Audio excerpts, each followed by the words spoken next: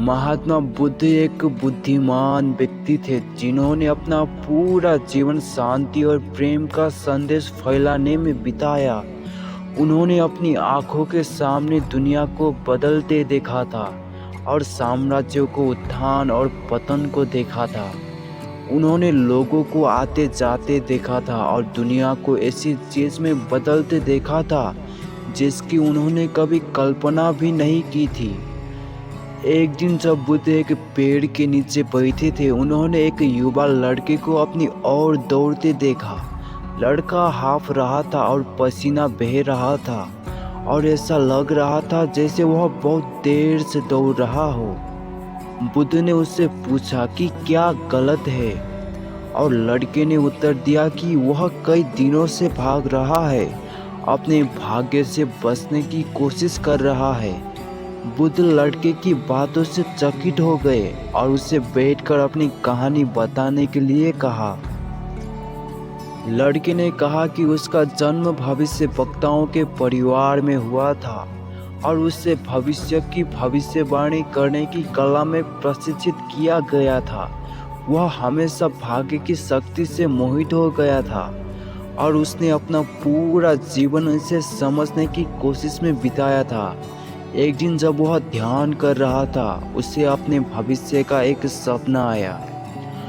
उसने देखा कि वह दुनिया का सबसे बड़ा भविष्यवक्ता बन जाएगा और लाखों लोग उसका आदर करेंगे। लेकिन उन्होंने यह भी देखा कि उनकी सफलता के लिए बड़ी कीमत चुकानी पड़ेगी। वह अपना परिवार, अपने दोस्त और अपनी खुशियां को खो देगा। वह अपने भाग्य का गुलाम बन जाएगा और कभी भी इसे बच नहीं पाएगा। लड़का इस दृष्टि से भयभीत हो गया था और अपने भाग्य से बचने के लिए अपने घर से भाग गया था। लेकिन इससे कोई फर्क नहीं पड़ता कि वह कितनी दूर तक भागा। वह अपने सिर में उस आवाज से बच नहीं सका जिसने उसे बताया कि उसका भाग्य पहले ही लिखा जा चुका था। बुद्ध ने लड़के की कहानी बहुत दिलचस्पी से सुनी और फिर उसे एक प्रश्न पूछा, क्या आप मानते हैं कि आपका भाग्य पहले ही लिखा हुआ है? हाँ, मैं करता हूँ, उन्होंने कहा। मैंने इसे अपनी आंखों से देखा है। बुद्ध मुस्कुराए।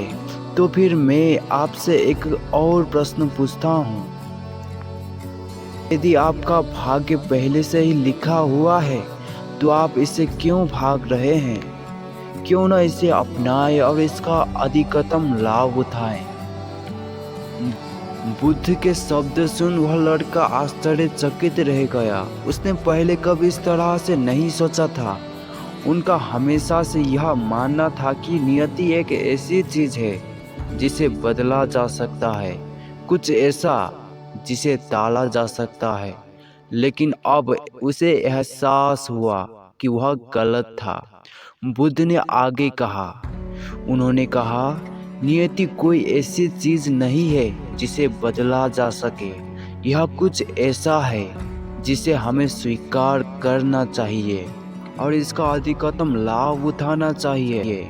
हमारे साथ जो होता है उसे हम नियंत्रित नहीं कर सकते, लेकिन हम इस पर कैसे प्रतिक्रिया करते हैं यह नियंत्रित कर सकते हैं।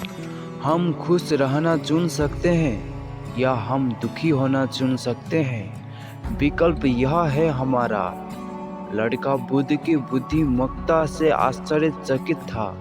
उसने पहले कभी किसी को इस तरह से बोलते नहीं सुना था। उसे एहसास हुआ कि वह अपने भाग्य से भाग रहा था, जबकि उसे इसे गले लगाना चाहिए था। उसने बुद्ध को उनके शब्द के लिए धन्यवाद दिया और अपने घर वापस जाने और अपने भाग्य का अधिकतम लाभ उठाने का वादा किया। उसे एहसास हुआ कि उसे एक उपहार दिया गया है और उसे इसका उपयोग दूसरे की मदद करने के लिए करना चाहिए। और इसीलिए लड़का अपने घर वापस चला गया और दुनिया का सबसे बड़ा भविष्यवक्ता बन गया। उन्होंने लाखों लोगों के भविष्य की भविष्यवाणी की और उन्हें अपने भाग्य का अधिकतम लाभ उठाने में मदद की।